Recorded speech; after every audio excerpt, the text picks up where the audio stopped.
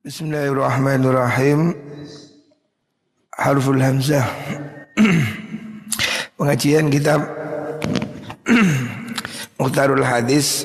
Saya mulai lagi dari bab awal karena pengajian kemarin antara Pondok Putra dan Pondok Putri batasnya tidak sama. Jadi untuk Ramadan ini kita mulai dari bab pertama, yaitu huruf hamzah. Bismillahirrahmanirrahim. Huruful hamzah. Ati babal jannah yaumal qiyamati fastaftihu. Ati bakal teko sapa ingsun babal jannati ing lawangi swarga yaumal qiyamati ing dalem dina kiamat. Fastaftihu mongko amrih buka sapa ingsun. Saya, kata Rasulullah sallallahu alaihi wasallam, besok pada waktu hari kiamat akan datang pertama kali ke surga. Artinya kelak ketika manusia ini dibangkitkan setelah hari kiamat, semua akan antri masuk surga. Orang-orang yang beriman, ya. Ini dalam beberapa hadis diterangkan demikian. Bahkan disebutkan beberapa riwayat nanti manusia ini akan semua mencari pertolongan. Ada yang minta tolong Nabi Adam, minta tolong Nabi Ibrahim, minta tolong Nabi Musa, minta tolong Nabi Isa. Semuanya tidak mampu menolong hingga akhirnya semua minta tolong pada Rasulullah sallallahu alaihi wasallam. Lah ketika itu Rasulullah yang akan pertama kali masuk surga. Ati babal jannah. Saya akan datang ke pintu surga yaumal qiyamati pada hari kiamat. Fa astaftihu. Kemudian saya akan mengetuk pintu surga itu. Ya. Jadi hadis ini menerangkan tentang keistimewaan Nabi Muhammad SAW. Jadi kitab Mukhtarul Hadis ini dimulai hadis pertama dengan hadis yang menerangkan tentang keistimewaan Rasulullah kelak di hari kiamat. Dan juga syafaat, pertolongan yang akan diberikan Nabi kepada umatnya. Fastaftihu mongko amri buka sapa ingsun. Kemudian saya berusaha membuka pintunya, mengetuk pintu. Fayaqulu mongko ngucap sapa al-khazinu, malaikat kang jaga lawangi swarga. Ketika Nabi nanti kelak di hari kiamat mengetuk pintu surga, maka akan ditanya oleh malaikat penjaga pintunya, man anta, man iku sopo anta utawi siro, kamu siapa ngetuk pintu? Fa'aqulu, Nabi menjawab, ucap ingsun, Muhammadun, ay ana Muhammadun, saya inilah Muhammad. Fayaqulu mongko dawu sapa khazin, bika umirtu alla aftaha li ahadin qablak. Bika kelan panjenengan umirtu den perintah sapa ingsun alla aftaha ing yen ora buka ingsun, ora buka ing lawang swarga li ahadin maring wong suwiji qablaka kang sadurunge panjenengan. Jadi kitab Mukhtar ini dimulai dengan hadis tentang keistimewaan Nabi Muhammad SAW dan juga keistimewaan umat Muhammad. Kita ini umat yang terakhir, ya. Nabi Muhammad adalah Nabi yang terakhir.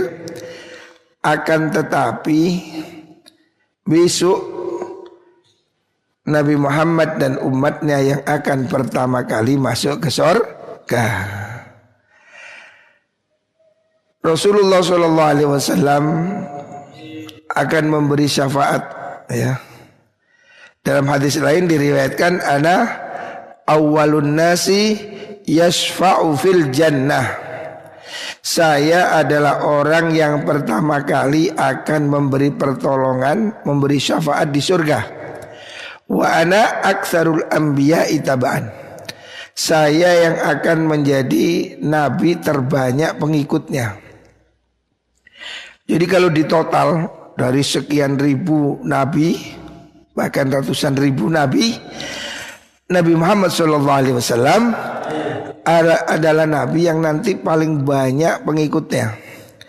Dan nanti Nabi Muhammad inilah yang akan memimpin semua umat untuk masuk surga, ya. Itu hadis riwayat Imam Muslim. Ana awwalun nasi yashfa'u fil jannah. Saya besok yang pertama kali memberi pertolongan di surga, ya. Makanya kita semua berharap semoga semua dapat syafaat Rasulullah sallallahu alaihi wasallam. Jadi hadis ini berkaitan dengan keunggulan, keistimewaan Nabi. Bahwa besok Nabi kita lah, Nabi Muhammad SAW, yang pertama kali akan masuk surga dan yang pertama kali bisa menolong orang supaya bisa masuk surga, ya. Di situ disebutkan bika umirtu alla aftaha li ahadin qablak, ya. Saya diperintah untuk tidak buka pintu surga, ya, siapapun tidak boleh masuk surga sebelum kanjeng Nabi Muhammad, ya. Makanya kita berharap semoga kita termasuk barisan Rasulullah Sallallahu Alaihi Wasallam. Hadis ini diriwayatkan Imam Ahmad dari sahabat Anas. Begitu juga diriwayatkan oleh Imam Muslim. Hadis yang kedua, qala Rasulullah Sallallahu Alaihi Wasallam, i'til ma'ruf ay if'alhu. Iki nekanono sira kabeh, nglakono sira kabeh al ma'rufa ing penggawe bagus. Hendaknya kamu lakukan perbuatan baik, ya. Ma'ruf itu sesuatu yang secara syariat itu dianggap bagus, dipuji, dapat pahala, ya. Bukan hanya menurut manusia. Karena ada juga yang menurut manusia baik, tetapi tidak baik menurut syariat. Nabi memerintahkan kita i'til ma'ruf wajtanib al-munkar, wajtanib lan ngedono sira al-munkara ing penggawe mungkar. Jangan lakukan perbuatan yang diingkari, yang tidak disukai, ya. Al-ma'ruf itu ma'arafahu syar'u awil aqlu bil hasan. Yang disebut ma'ruf adalah sesuatu yang dikenal oleh syariat ataupun oleh akal dengan perbuatan baik, ya. Itu ma'ruf. Wal munkar ma angkarahu ahaduhuma. Yang disebut mungkar itu perkara yang diingkari oleh syariat ataupun oleh akal sehat, ya, karena jelek, ya. Sesuatu yang tidak bagus menurut syariah, berzina, minum khamr, mencuri, ya. Atau menurut akal sehat itu juga tidak bagus. Minum kan berbahaya, ya. Hadis ini pada dasarnya ada sahabat, ya, ada sahabat yang minta nasihat pada Nabi, ya. Nabi, berilah saya nasihat, gitu. Kemudian Nabi menjawab, i'til ma'ruf. Kalau kamu ingin hidup selamat, lakukan kebaikan, wajtanib al-munkar. Wanzur ma yu'jibu udhunaka ayyaqula lakal qaum idza qumta min indihim fatih. Ini penjelasannya. Wanzur lan ningalono sira ma ing perkara yu'jibu kang gawakaken apa ma udunaka ing kuping sira ayakula ing yen to ngucap laka maring sira sopal qaum idza qumta nalikane ngadeg sira nalikane ngadeg sira min indihim saking ngersane kaum fakti mongko nekanano sira ing ma kamu kata Nabi lihatlah sesuatu yang telingamu nanti akan senang mendengar. Kalau kamu pergi, orang akan menceritakan itu baik. Itulah. Lakukan sesuatu yang berkesan. Kamu menolong orang. Nanti kan orang itu akan cerita. Oh itu loh, Danis baik hati.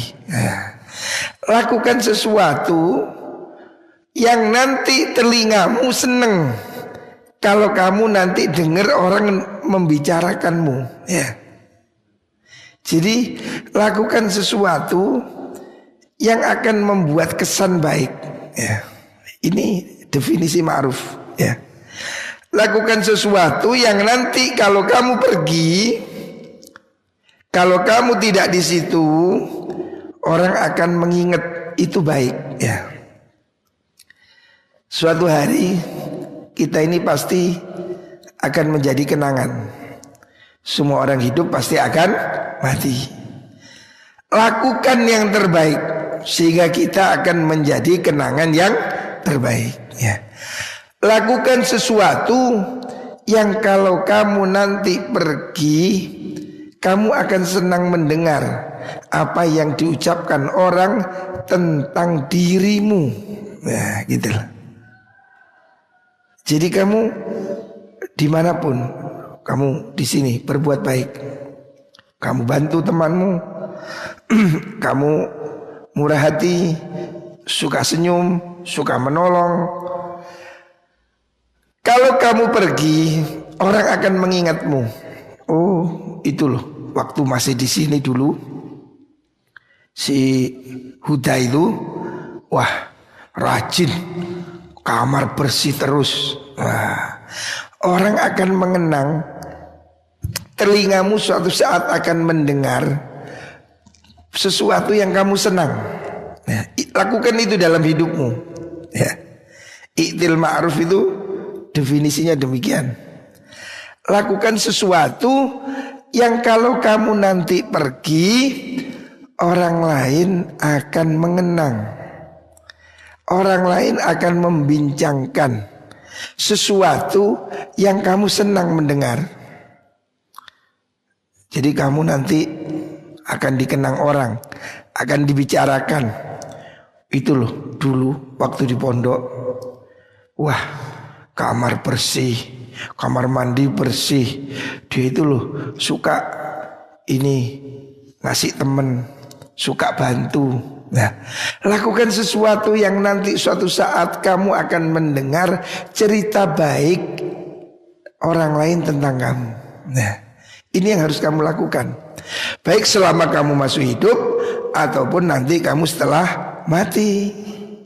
Sehingga orang masih mengenang kamu sekarang di pondok. Suatu saat kamu boyong. Mungkin suatu saat anakmu mondok ke sini. Orang masih ingat, ini anaknya siapa? Anaknya Fahrilah. Oh, bapakmu dulu itu begini. Wah. Lakukan sesuatu yang membuat kamu akan dikenang dan kamu akan senang mendengar. Wanzur, sebaliknya, wanzur alladzi takrahu ayyaqula lakal qaum idza qumta min indihim fastanibu. Wanzur lan ningalono sira alladzi ing perkara takrahu kang sengit sira. Hu ing ma ing alladzi ayyakula ing yen to ngucap laka makiring sira sopal qaum idza kumta nalikane jumeneng sira min indhim saking ngersane kaum fajtanibhu mongko ngedono sira hu ing alladzi. Jangan melakukan sesuatu Yang nanti kalau kamu pergi dari situ, kamu akan mendengar gunjingan orang yang kamu tidak suka ya. Ini disebut dengan mungkar. Mungkar itu sesuatu yang nanti akan dibicarakan orang dan kamu tidak suka. Misalnya kamu di pondok suka gosok, tahu gosok, ngambil barangnya teman. Terus kalau kamu pergi, orang menyukuri, alhamdulillah sekarang si bandot itu nggak ada. Dulu sandal saya hilang, dulu kupluk saya hilang, dulu baju saya hilang. Sejak dia pergi aman. Nah, ini kan kamu berarti dituduh maling. Jangan sampai kamu sudah pergi meninggalkan kesan jelek ya. Lihatlah sesuatu yang nanti akan membuat kamu disebut dengan buruk sehingga kamu tidak suka. Itu adalah mungkar, jauhi ya. Jadi ini simpel sekali ajaran hidup Rasulullah Sallallahu Alaihi Wasallam. Intinya tinggalkan kenangan terbaik ya. Suatu saat kita hidup ini pasti jadi kenangan. Semua orang hidup pasti akan mati ya. Jadilah kenangan terbaik ya. Lakukan yang terbaik agar kita menjadi kenangan yang terbaik. Jangan melakukan sesuatu yang nanti kalau kita sudah pergi orang akan mengenang kejelekan kita. Jangan nanti kita pergi istri kita malah senang. Wah, ini naudzubillah. Rasulullah Sallallahu Alaihi Wasallam ketika meninggal, istrinya Aisyah ditanya, bagaimana suamimu wahai Aisyah? Aisyah tidak bisa menjawab. Dia hanya bisa menangis dan berkata, kana kullu amrihi ajab. Semuanya sangat mengagumkan. Jadi tidak bisa diterinci sudah. Ucapannya baik, pekerjaan baik, kelakuannya baik, senyumnya baik, semuanya mengagumkan. Sehingga istrinya hanya bisa mengagumkan. Nah, jangan sampai kita ini jahat sama istri, jelek sama keluarga. Langsung kalau mati, wah, istri bilang alhamdulillah buayanya sudah tewas. Jangan sampai kita ini kemudian dikenal jelek. Atau masih hidup kita sudah didengarkan sebagai sesuatu yang jelek. Umpamanya kamu di pondok mencuri, suatu saat orang akan mengingat, kamu dari mana? Dari situ. Oh sebelah ini, iya. Kamu tahu anu? Iya. Itu dulu maling. Nah, kamu dengar pasti kerih kan? Duh, saya pernah nyuri 1 kali. Seumur hidup orang masih mengingat kamu sebagai pencuri. Nah, itu. Jangan sampai kamu meninggalkan kesenja walaupun kamu sudah jadi baik. Engkau sudah taubat, sudah baik. Tapi temanmu masih punya kesan jelek. Sehingga suatu saat ada orang ketemu masih dikatakan, "Loh, kamu temannya siapa?" "Anu Pak, Ustadz anu." "Oh, Ustadz itu dulunya jahat." Loh, bagaimana? Ya. Jangan sampai kita itu pergi dikenang sebagai orang yang jelek sehingga kita nanti suatu saat akan mendengar sesuatu yang tidak kita sukai ya. Rawahul jamaah. Jadi ini hadis ini merupakan pesan Rasulullah SAW kepada orang yang minta nasihat pada Nabi. Jadi ini ada orang datang, Nabi berilah saya nasihat. Kemudian Nabi menjawab, i'til ma'ruf wajtanib al-munkar. Nasihat saya, lakukan yang terbaik, jauhi yang mungkar. Rawahul jamaah. Qala Rasulullah sallallahu alaihi wasallam, afatul ilmi an-nisyan. Afat ya, bahaya. Afatul ilmi itu efek buruk daripada ilmu itu adalah an-nisyan, lupa. Nah, lupa itu apa? Ya tidak ingat lagi ya. Jadi lupa ini ada dua. Jadi Imam Mawardi mengatakan an-nisyan nau'ani. Ada dua jenis lupa itu. Yang pertama ahaduha yansha'u an dhu'fil quwwah al-mutakhayyilah an hifdhi ma yaghfulu anhu dhihn. Ada memang orang itu secara watak itu kekuatan memorinya terbatas. Coro handphone ini apanya, memorinya rendah, apa namanya, RAM-nya sehingga lemot, nginget memori ini lama. Ada orang yang memang UTE ini agak lemot gitu lah. Lah ini orang ini harus berusaha keras ya. Santri ini ada orang yang kadang memang ngajinya ini susah, nggak apal-apal ya, lupa gitu. Saya dulu punya teman di pondok itu ngafalkan Alfiyah satu baris itu aja susah. Saya setiap sore saya lihat dia di masjid, waduh, al-fa'ilul ladzi al-fa'ilu sampai merem-merem, sampai munting-munting, enggak iso. Tapi istiqomah, hafal. Walaupun ngafalkan satu baris itu susah payah. Mau bilang al-fa'ilul ladzi kamarfu'i ata zaidun munirun wajuhu ni'mal fata.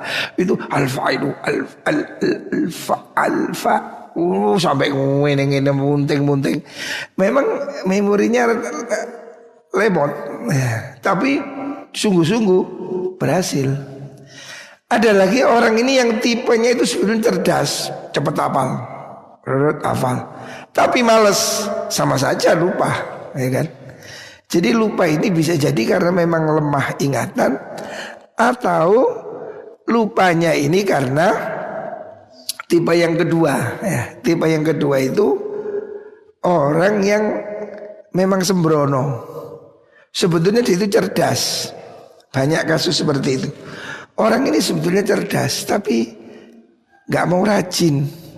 Ngafalkan sebentar pergi, ngafalkan satu kali seminggu gak ngafalkan. Nah, orang yang macam begini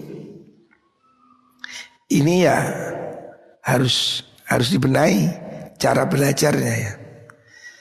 Efek yang buruknya ini orang tahu itu jadi lupa. Nah, supaya nggak lupa, kalau yang tipe pertama ya harus berjuang memang keras. Kalau yang tipe kedua ya hilangnya malasnya itu. Jadi ada orang yang tidak hafal itu karena lemah, tapi ada yang sebetulnya kuat tapi aras-arasan, malas ya. Lah kalau yang tipe yang kedua ini penyakitnya ya harus dihilangkan, jangan malas. Apalagi kalau kamu menghafal Al-Quran. Nah, orang kalau hafal Al-Quran itu harus ya wajib deres setiap hari. Anak saya hafal Quran setiap hari 5 juz dia deres setiap hari. Jadi 6 hari khatam. Karena walaupun kamu sudah hafal tapi 1 bulan gak baca, kocar kacir gitu. Jadi apalagi yang kamu punya hafalan Al-Quran ya, santri-santri di rumah yang punya hafalan Al-Quran, jangan lupa untuk deres ya. Orang tuanya saya minta disemak. Kalaupun tidak bisa menambah, jangan sampai hilang gitu. Wa idha'atuhu an tuhadditsa bihi ghaira ahli. Wa idha'atuhu tainiya akan ilmu iku an tuhadditsa yen to cerita-cerita sira bihi kelawan ilmu ghaira ahlihi ing liyane ahli ilmu. Menyia-nyiakan ilmu adalah apabila kamu memberikannya pada orang yang gak paham. Artinya orang mengajar ini harus diukur audiennya seperti apa gitu loh. Kalau orang ini memang nggak bisa nerima ya, orang ini belum nutut atau memang dia tidak mau, percuma kamu ajar. Sama dengan kamu menabur berlian kepada ayam, ya gak dicucuk. Berlian walaupun harganya 1 juta, kamu tabur kepada ayam, ya gak dicucuk, karena ayam tidak suka berlian. Ini nisbatnya kamu mengajari orang yang dia memang tidak ada minat, atau dia tidak nutut pikirannya terlalu tinggi, maka itu sia-sia gitu loh. Menjadi sia-sia. Kalau orangnya ini memang tidak suka ya, atau memang orang ini menunjukkan sikap yang anti, ya percuma. Harus kamu rubah caranya. Umpamanya kamu dakwah ke lokalisasi, terus kamu dalil bahwa orang yang berzina masuk neraka, ya dikepuk botol kamu. Mereka itu pezina semua, kamu kok pidato begitu? Ya kamu harus cara yang lebih bagus. Bagaimana? Ya dakwah ini harus melihat medan gitu loh. Karena itu kata Al-Quran, dakwah itu ada fasenya. Ud'u ila sabili rabbika bil hikmati wal mau'izatil hasanah wajadilhum billati hiya ahsan. Nisbatnya bayi, ini bayi, jangan kamu paksa makan pentol, mati dia. Oh ini pentol enak kok, yakin enak. Ini pentol bakso Solo umpamanya. Bakso Solo enak, iya bakso Solo enak, tapi tidak untuk bayi. Jadi kalau kamu menghadapi bayi, ya berilah dia ASI gitu loh. Jangan kamu paksa, ayo ini rawon nguling, ya nggak bisa, mencret ya. Ini loh sate, sate kambing, nggak bisa. Bukan satenya yang tidak enak, tapi orang yang kamu beri belum waktunya makan sate. Jadi dakwah yang tidak tepat, dakwah dengan dosis yang salah, itu sama dengan sia-sia ya. Jadi kamu harus ngomong dengan orang sesuai dengan kebutuhannya gitu loh. Jangan kamu bicara sama orang daki-daki. Anak SD kelas 1 kamu ceritai, tahu nggak kamu bumi ini berputar. Bingung deh. Loh lah gendeng kok garu tuh. Nggak paham nih. Loh saya kok gak pusing. Karena apa? Ini belum waktunya. Dakwah itu harus melihat medan. Kalau kamu menghadapi anak kecil, beri ASI. Kalau sudah 2 tahun, 1 tahun, bubur. 5 tahun, ayam goreng. 10 tahun, kodot-kodot doyan. Jangan kamu salah resep. Anak kecil dikasih pentol, peloloten. Arek gede dikasih ASI, bukan doyan. Mana ini orang sudah 15 tahun suruh minum ASI ya lembek.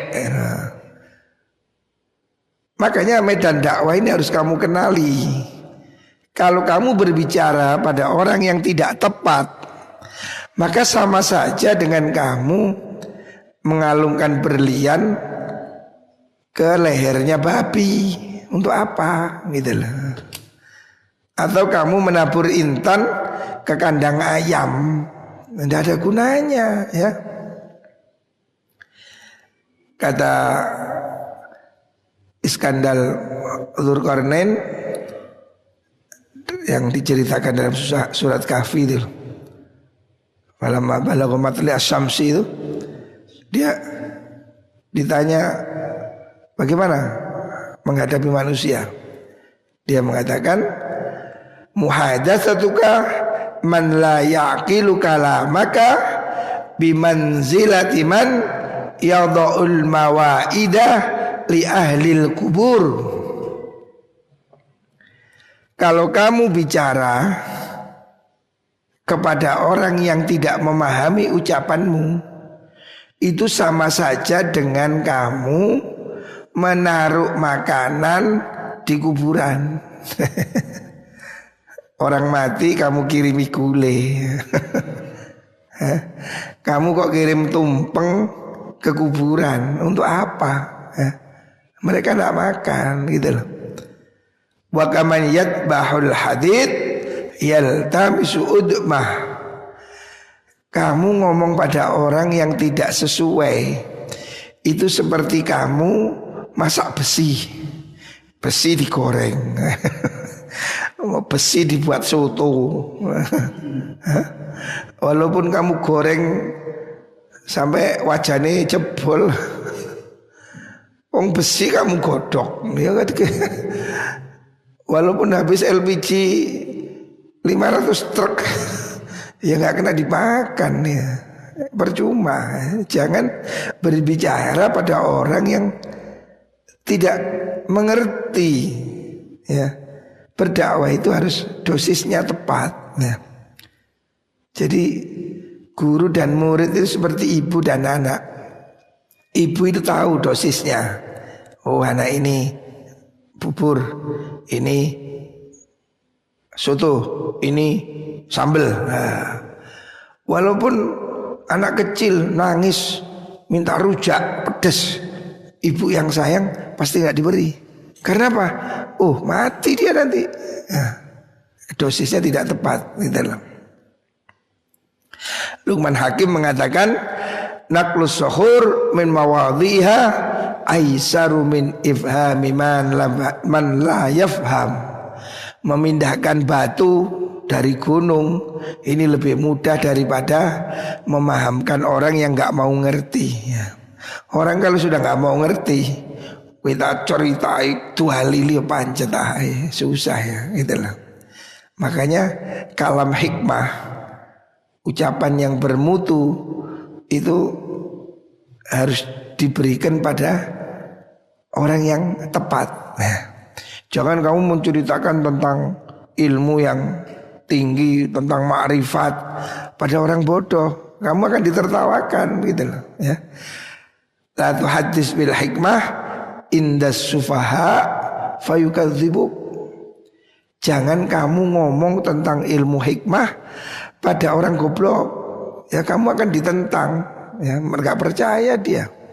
Kamu cerita kewalian, cerita tentang usul pada orang yang nggak tahu apa-apa, ya mereka nggak percaya ya. Jadi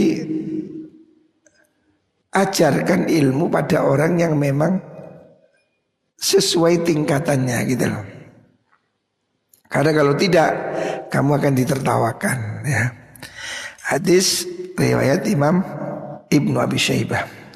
Selanjutnya, qala Rasulullah sallallahu alaihi wasallam, afatuddin thalathah. Afatnya agama ya. Afatuddin ada yang menafsiri ai afatu ahliddin. Afat ya, afat ini wabah penyakitnya agama ya. Atau orang yang beragama ada tiga. Yang pertama faqihun fajirun. Ada tiga wereng. Agama ini tiga hal yang menjadi penyakitnya ya. Agama kita, agama Islam ini bisa jadi menjadi ruwet ya. Karena faktor tiga. Ada tiga hal yang bisa membuat agama ini menjadi rusak, nggak benar gitu. Yang pertama faqihun apa? Fajirun. Ai alimun fajirun. Yang pertama yang bisa merusak agama ini orang alim, faqih yang fajir. Fajir itu yang nyeleweng. Ai mailun anil haq. Orang alim yang tidak benar ya. Hatikun sitrodiana. Orang alim yang merusak garis-garis keagamaan.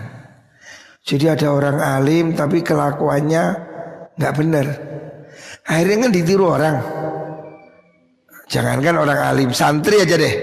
Kamu santri pulang dari pondok umpamanya sudah mondok 5 tahun. Pulang-pulang kamu ikut adu ayam umpamanya. Maka tetanggamu akan mengira adu ayam ini boleh. Buktinya lah itu santri juga adu ayam. Nah ini bahaya. Jadi orang alim ini panutan. Kalau orang alim ini melakukan sesuatu yang melanggar, maka ini bahaya. Karena dia akan dicontoh oleh orang lain. Dulu ya zaman SD SP, zaman saya masih kecil, itu ada judi resmi yang dilakukan pemerintah. Namanya SD SP. Kamu belum lahir kan? Kecil saya itu ingat ada namanya Porkas. Ada yang namanya SDSP, sumbangan dana sosial berhadiah. Itu ya togel, tahu togel, tombok itu.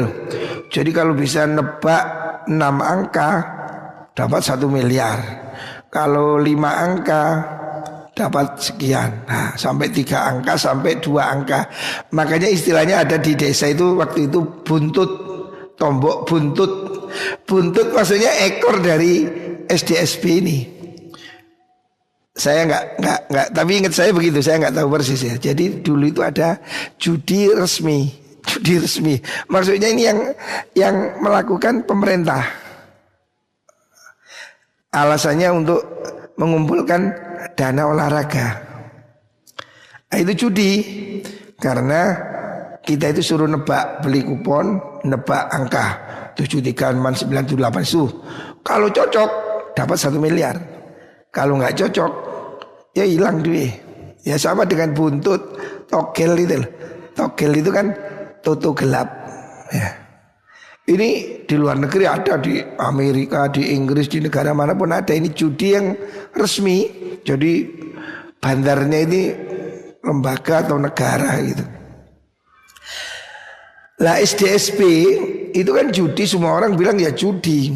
Ada satu orang, satu kiai, profesor yang mengatakan SDSP ini halal. Nah, ya tambah laris, ada profesor yang boleh kena. Nah ini, dia ini MUI waktu itu, profesor disebut kiai menghalalkan SDSP. Padahal polisi aja tahu kalau itu judi. Wong nebak itu apa? Adu untung kan. Dia berargumen, argumennya bagus, wong dia profesor. Argumennya bahwa ini bukan judi. Karena apa? Judi itu berhadapan. Nah, dia berargumen dalam Al-Quran itu innamal khamru wal maisur innamal khamru wal maisur rijsun min amali syaitan fastanibu. Ayat lain mengatakan menyebabkan al-baghdha wal adawah. Dia mengatakan judi itu menimbulkan permusuhan. Karena yang kalah ngamuk kalau berhadapan. Lah kalau bandarnya ini pemerintah kan nggak bisa diamuk. Makanya boleh. Jadi dia mengatakan judi ini SDP boleh. Karena apa? Judi yang dilarang dalam Islam itu judi yang berhadapan-hadapan. Sehingga antara 2 orang taruhan, Liverpool lawan Juventus. Ayo 1 juta lawan 1 juta. Liverpool menang, saya dapat 2 juta. Juve menang, kamu dapat 2 juta. Nah, ini judi karena berhadapan kata dia. Dan ini bisa musuhan, bisa tengkar, maka haram. Tapi kalau SDSP ini legal, pemerintah yang adakan, yang tombok orang se-Indonesia. Jadi yang kalah orang se-Indonesia, nggak bisa ngamuk. Kalah semua, yang menang cuma satu. Maka dia berfatwa SDSP halal. Wah, ini menjadi dalil ya, orang jadi rajin upluan, pulang dari masjid beli SDSP. Karena apa? Itu Pak Profesor Anu bilang SDSP halal. Pak Kiai Anu bilang SDSP bukan judi. Padahal lah apa bedanya? Untung-untungan. Dia bilang judi itu bukan untung-untungan.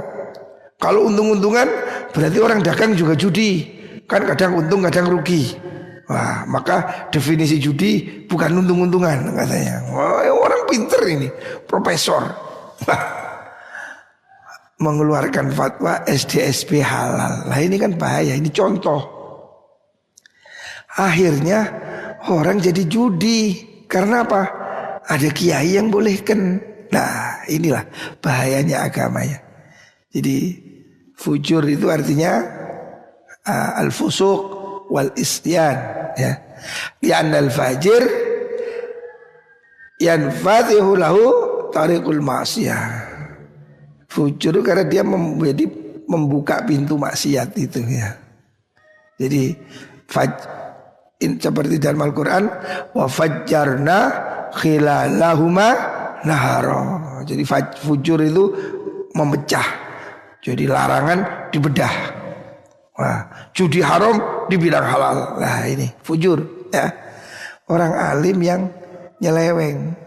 Ini berbahaya ya. Ini afat penyakit agama yang nomor satu. Yang kedua, wa imamun jairun.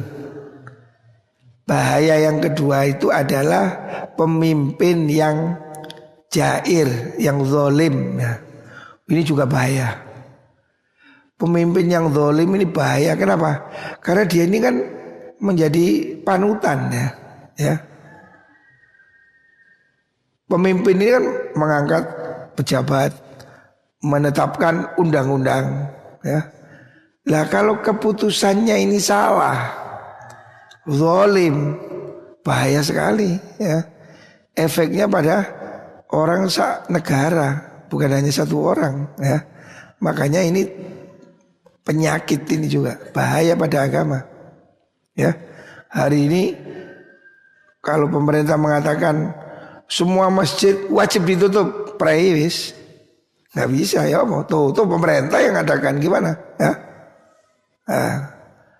Ya masih ada yang, karena kita kan belum dilarang total, masih ada yang boleh, ada yang nggak boleh. Tapi seandainya itu pemerintah itu seperti yang terjadi di Cina, ya pemerintah yang zalim, masjid ditutup, ya tutup bener, masjid tangkap. Nah, pemimpin yang zalim berbahaya sekali ya. Kayak pemimpin komunis itu yang dulu terjadi di Vietnam, di Cina kan, di Khmer Merah. Nah, itu dia menghalalkan, komunis itu menghalalkan segala cara, bunuh orang jutaan orang pun tidak masalah bagi dia ya. Nah ini kan bahaya sekali ya, pemimpin yang zalim ya. Pemimpin ini orang yang dijadikan panutan, yang menguasai hajat hidup orang banyak ya. Makanya Rasulullah SAW dalam hadis lain mengatakan betapa tinggi derajat pemimpin itu. Sampai dalam sebuah hadis riwayat Imam Bukhari, ada hadis sab'atun yudhilluhumullah tahta dhilli yaumal qiyamah.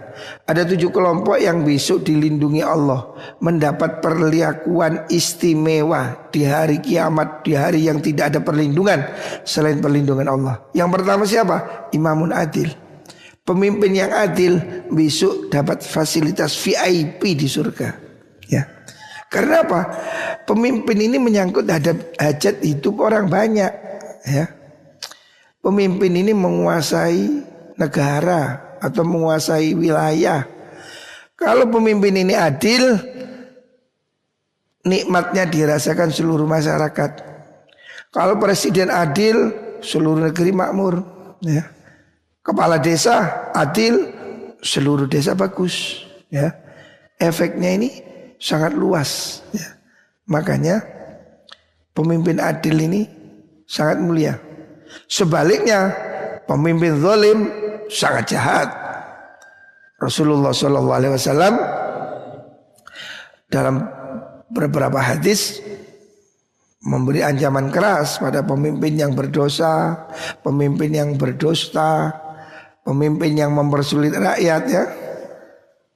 Kata Rasulullah SAW, barang siapa oleh Allah diberi kekuatan, ya, man tawalla amra hadhil ummah fasyaqqa alaihi.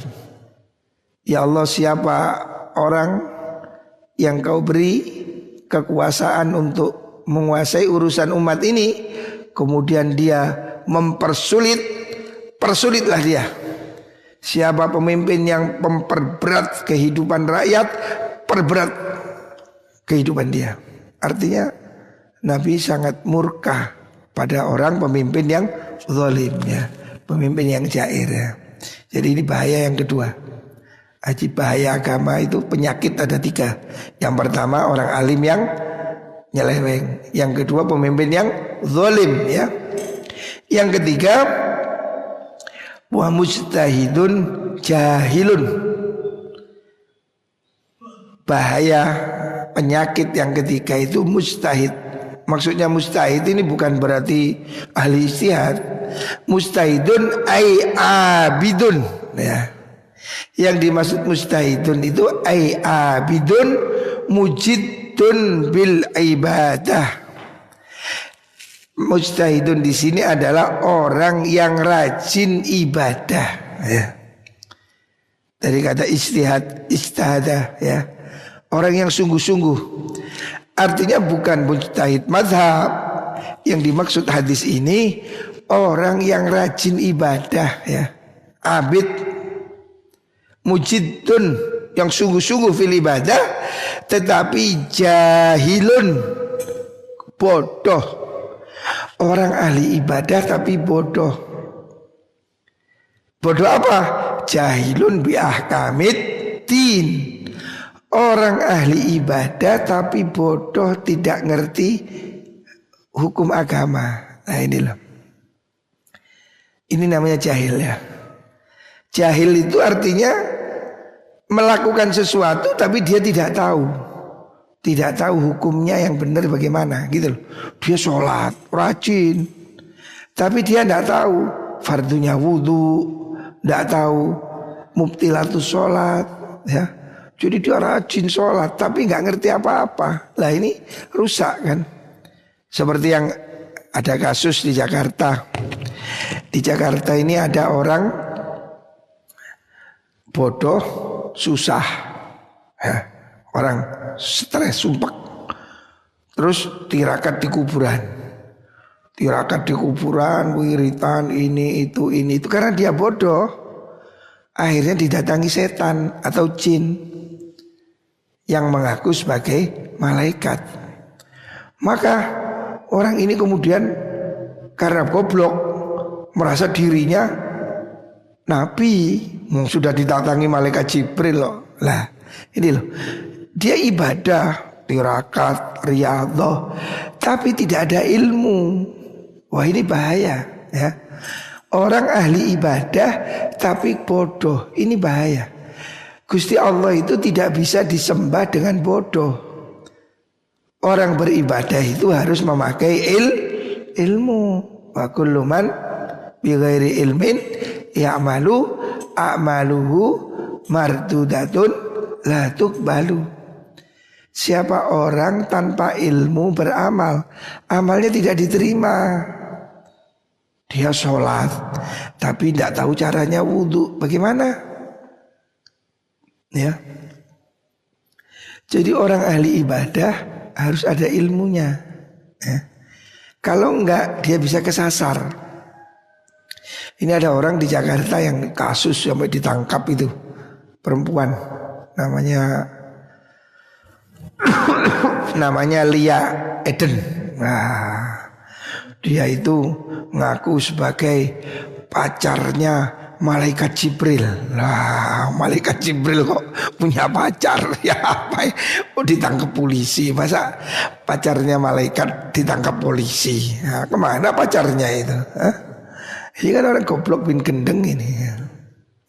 Ini contoh orang ibadah tapi bodoh. Akhirnya dia malah ngerusak. Ngaku dapat wahyu, ngaku bisa melihat Gusti Allah, ngaku diberi wahyu untuk melebur semua agama. Nah, ini orang bodoh ya. Tapi kalau orang punya ilmu, seperti ceritanya dalam kitab Manaqib, cerita Syekh Abdul Qadir Jailani. Syekh Abdul Qadir Jailani dalam Manaqib kan waktu dia riyadhah, ibadah, nyepi, khalwah, didatangi iblis. Iblis memuji Syekh Abdul Qadir, hebat. Ya Abdul Qadir, qad abahtu lakal muharramat. Abdul Qadir, kamu tirakatnya lulus. Sekarang semua yang haram saya perbolehkan.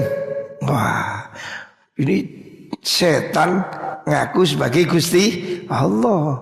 Lah kalau orang goblok ya alhamdulillah sekarang boleh minum, boleh zina, boleh nyolong kan gitu. Gusti Allah sudah mengizinkan. Nah, kalau Syekh Abdul Qadir punya ilmu, ya nggak mau dibantah sama Syekh Abdul Qadir. Ikhsa ya lain, diam wahai setan. Oh.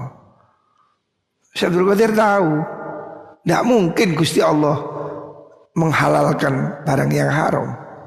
Maka ketika iblis beri bisikan gaib langsung ditolak. Ikhsa ya lain, diam cocokmu wahai setan. Oh, enggak terus wah enak rek, enggak begitu yang goblok ya. Ibadah yang goblok ini bahaya. Disebutkan dalam kitab apa?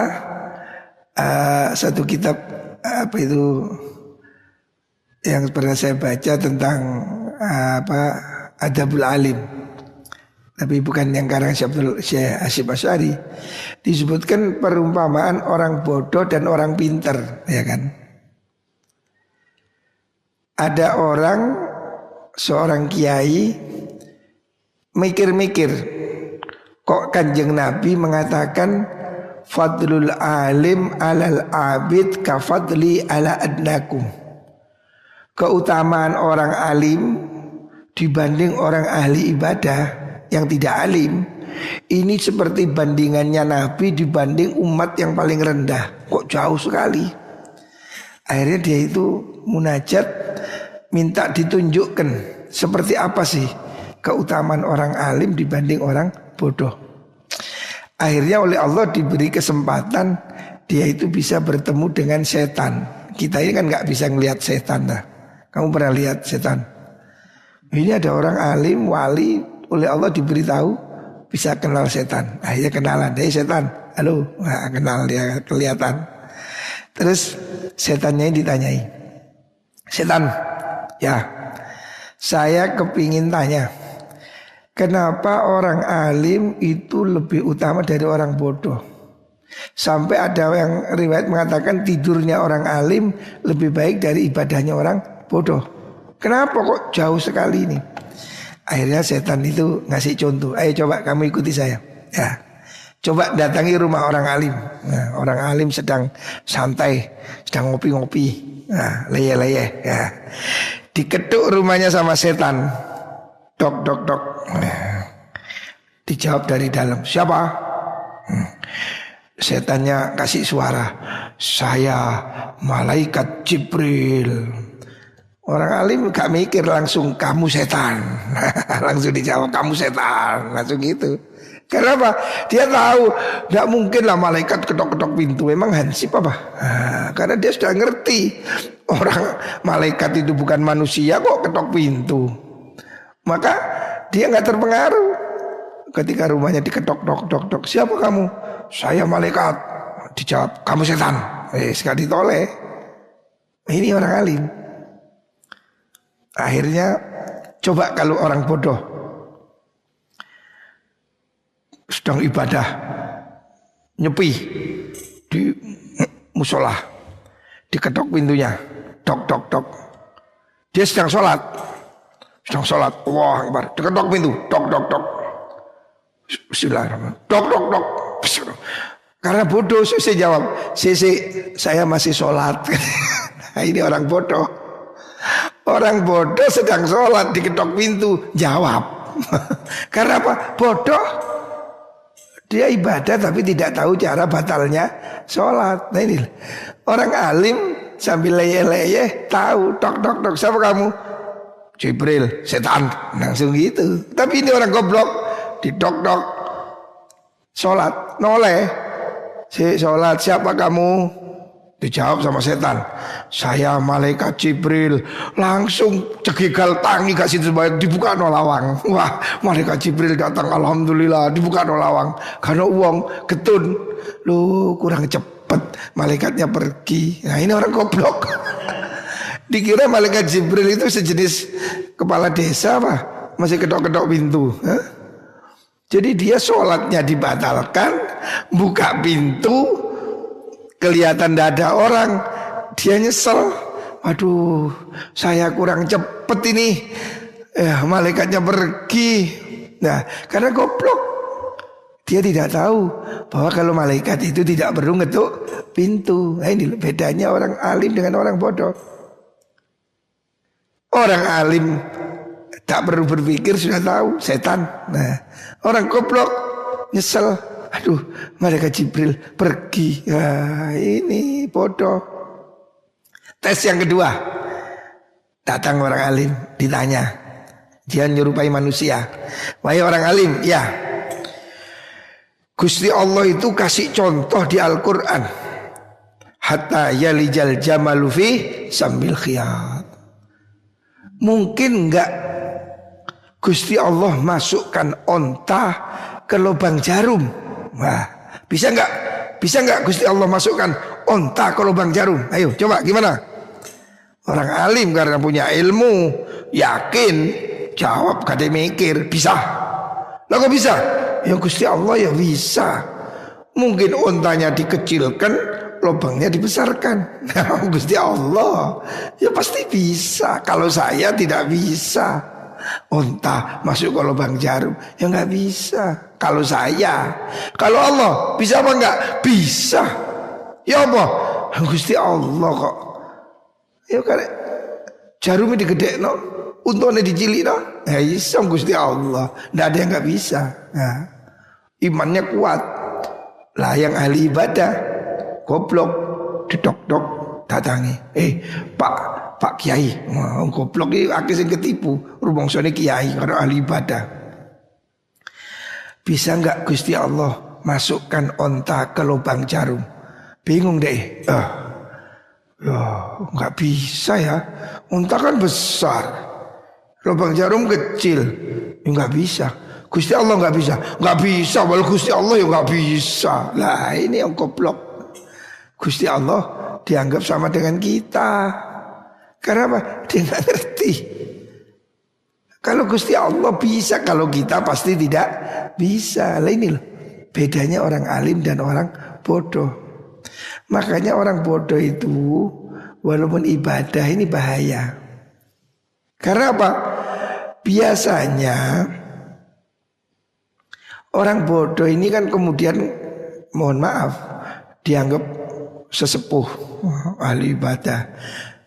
Banyak kan, ya kadang kita ini di Indonesia ini bingung bedakan kiai dengan dukun ini bingung. Kok bisa kabeh dukun ngaku kiai? Sorbane kuwat deh. Kiai ahli pelet, ahli pesugihan. Itu bukan kiai, itu dukun gitu. Lah masyarakat kita ini sering tertipu. Ada orang punya kesaktian wis dianggap kiai. Wah itu kiai sakti. Padahal di Amerika pun banyak itu orang yang sakti-sakti yang bisa nyulap. Kayak siapa? Apa yang tukang sulap yang hebat di Amerika itu. Anak muda itu kan ada yang hebat itu. Di YouTube itu kan ada itu. Anak bisa tembus tembok. Pada sini tembok, dia lompat ke belakang, tembus di sana. Oh, kok coba orangnya pakai sorban, wali ya. Tapi nyatanya itu kalau di Indonesia David Corbuzier kan bisa itu. Mobil berjalan dia langsung lompat tanpa buka pintu bisa masuk ke dalam. Coba itu pakai surban, gus. Itulah. Banyak orang yang nggak bisa bedakan antara sulap, sihir dan karomah. Lah, kadang-kadang orang yang ahli wirid, ahli ibadah ini ya, tapi bodoh. Ini punya kesaktian itu tadi. Dulu ada di Lumajang, orang ini tidak sholat, tapi sakti. Ya dipanggil kiai. Dia itu kalau pegang daun di depan orang ambil daun, dikucak-kucak jadi duit. Alah ya Allah, sakti. Ada teman saya yang lihat sendiri. Telur, ambil telur ya, kamu bawa telur, diketok ke meja, tok, dibatai itu duit. Ya apa ini? Ini kan sulap ini. Tapi karena itu dianggap kiai, nggak sholat tapi. Saya bilang bukan, wali tidak ada begitu itu. Yang namanya wali itu adalah kekasih. Kekasih Allah tidak ada yang melebihi Rasulullah Sallallahu Alaihi Wasallam. Tidak ada lah. Ada di Probolinggo orang telanjang, katanya dipanggil wali bengkang, wali telanjang. Masa ada wali telanjang? Kanjeng Nabi aja nggak telanjang. Ini loh bahaya ini. Orang bodoh ibadah. Ini kan kemudian dituakan, dianggap orang ahli ibadah kan, tapi goblok lah, ini bahaya. Akhirnya apa? Dia nanti menjadi rujukan, memberi hukum atau mengajarkan orang yang kemudian tidak benar. Ada satu aliran di Sumatera mengajarkan torekot, mengajarkan puasa itu mesti sebelum pemerintah dan berakhir setelahnya pemerintah. Bayangkan. Kan kacau itu. Jadi kalau seandainya pemerintah memutuskan hari raya hari Rebu, dia puasa hari Senin. Nggak tahu dalilnya yang nggak ada. Pokoknya kata kiai. Loh coba. Hari raya juga begitu.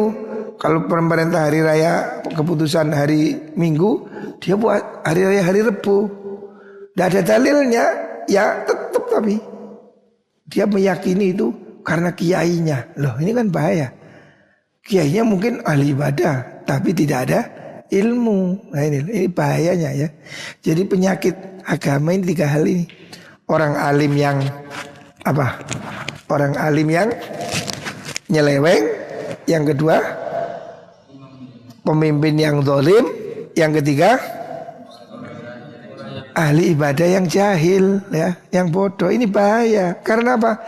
Dengan dia ahli ibadah tapi bodoh, ini nanti akan jadi panutan juga. Akhirnya dia aneh-aneh, ngaku wali, ngaku jadi nabi, ngaku apa lagi lah. Dulu di sini di Turen ada orang juga begitu, dukun, ahli tirakat, ngaku bahwa istrinya yang di rumah itu loh, istrinya ini adalah bintu Muhammadin Sallallahu Alaihi Wasallam. Bagaimana? Dia bilang istri saya ini anaknya Kanjeng Nabi. Lah ya apa no? Yang stres ini, istrinya ya. Lahir di kampungnya, dia bilang ini istri saya ini adalah anaknya Kanjeng Nabi. Terus dia itu ngaku ketemu Gusti Allah, ketemu malaikat Jibril, bahkan direkam, ada rekamannya. Sidang hari ini dipimpin oleh Gusti Allah, disaksikan malaikat Jibril, ada rekamannya. Yang gendeng ya. Tapi sakti, dukun sakti, tamunya dari mana-mana. Wah, calon bupati, calon wali kota dari Semarang, dari mana-mana datang ke situ. Dianggap kiai, tapi nggak ada ilmunya. Ya akhirnya ngawur, ini bahaya ya. Jadi kita harus hati-hati. Tidak semua orang yang keramat itu mesti wali ya. Jangan tertipu ya. Jangan salah. Mbah Anu, Mbah Gimbal, Ki Joko Budu, Ki Sabdo Palon, apalah gitu ya. Jangan terpengaruh orang karena keanehannya ya. Kata Syekh Abdul Qadir Jailani, jangan kamu lihat orang itu karena keanehannya atau kesaktiannya. Jangan kamu nganggap orang itu wali sebelum kamu ukur dengan syariat Rasulullah Sallallahu Alaihi Wasallam. Wali itu pasti ikut Nabi, gitu loh. Tidak ada wali kok ngelebihi Nabi. Imam Abu Yazid Al-Bastami pernah dikatakan ada orang, Abu Yazid, di daerah sana ada orang keramat, sakti, wali, banyak tamunya, di mana-mana kerubung-kerubung, orang rebutan salaman, kayak telek di rubung laler. Wah, gitu. Ini wali. Nah, Abu Yazid datang, saya lihat. Dia datang ke situ, dilihat apa yang terjadi.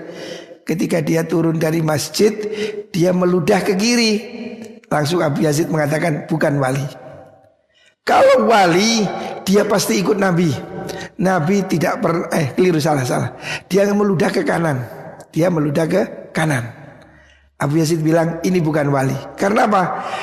Nabi tidak pernah meludah ke kanan. Nabi meludah ke kiri. Ini ada orang ngaku wali, dianggap wali, meludah ke kanan. Abu Yazid tidak mau. Oh, bukan wali. Kalau wali itu kan kekasih. Kekasih Allah pasti orang yang manut kanjeng Nabi, ya. In kuntum tuhibbunallah fattabi'uni yuhibbukumullah. Kalau kamu mau dicintai Allah, manut Nabi, tidak itu. Ada orang kok sakti bisa merubah handphone jadi jemblem. Itu sulap, ya. Wali itu bukan yang begitu-begitu. Wali itu malah yang banyak itu tidak terkenal, ya. Wali yang diakui Kanjeng Nabi, ya. Kanjeng Nabi ini pernah minta Sayyidina Umar untuk minta doa seorang wali. Ya, wali yang diakui Nabi ini, wali yang resmi nih. Siapa itu? Uwais Al-Qarni. Ya. Uwais Al-Qarni itu wali yang manjur doanya. Sayyidina Umar selalu tanya siapa Uwais Al-Qarni itu, orang Yaman ditanya. Mereka heran, kamu tahu ada Uwais Al-Qarni di sana? Ada. Siapa itu? Uwais Al-Qarni itu orang yang kalau datang nggak ada yang nyapa, kalau pergi nggak ada yang nyari. Artinya orang yang sama sekali tidak dihargai. Mungkin kalau di sini apa ya? Ya di sekelas, mohon maaf, sekelas tukang sampah mungkin ya. Orang yang kalau datang nggak ada yang nyambut, kalau pergi juga nggak ada yang cari. Loh, wali yang diakoni Kanjeng Nabi ternyata Uwais Al-Qarni itu. Sayyidina Umar bertanya-tanya pada orang Yaman, siapa Uwais Al-Qarni? Nabi pernah cerita ada orang mustajab doanya, wali namanya Uwais Al-Qarni. Dicek ke sana ternyata di Yaman yang namanya Uwais Al-Qarni itu hanyalah seorang pemuda biasa. Akan tetapi dia orang yang sangat berbakti pada orang tua. Ibunya digendong sama dia. Loh, itu loh wali. Jadi wali itu bukan orang yang tamunya banyak, terus surbannya double 3, bukan, ya. Wali itu kekasih Allah pasti orang yang manut pada Kanjeng Nabi, ya. Jangan gampang terpancing, ya. Ada orang ini wali di Madura, ada, ya. Saya dengar itu ada orang dianggap wali. Istrinya berapa? Istrinya 10. Wah, viral di YouTube itu. Kamu lihat di wawancarai TV. Istrinya 10 atau lebih. Satu rumah. Waduh, kayak raja apa ini, Kanjeng Doso. Istrinya 10. Waduh, bangga sekali dia. Anaknya banyak, sakti katanya. Tamunya banyak. Bahkan ya itu saya tidak tahu. Kalau ada orang kok minta apa gitu, pelaris, istrinya suruh tinggal di situ. Waduh, naudzubillah, ini apa ini? Nah, jadi wali atau bukan wali, kata Syekh Abdul Qadir Jailani, ukurannya adalah syariat Rasulullah Sallallahu Alaihi Wasallam, ya. Maka jauhi orang ahli ibadah yang bodoh, ya. Jadi ukurannya itu adalah ilmu, sesuai atau tidak dengan ajaran Rasulullah Sallallahu Alaihi Wasallam. Semoga kita semua bisa mendapatkan ilmu yang bermanfaat. Wallahu a'lam.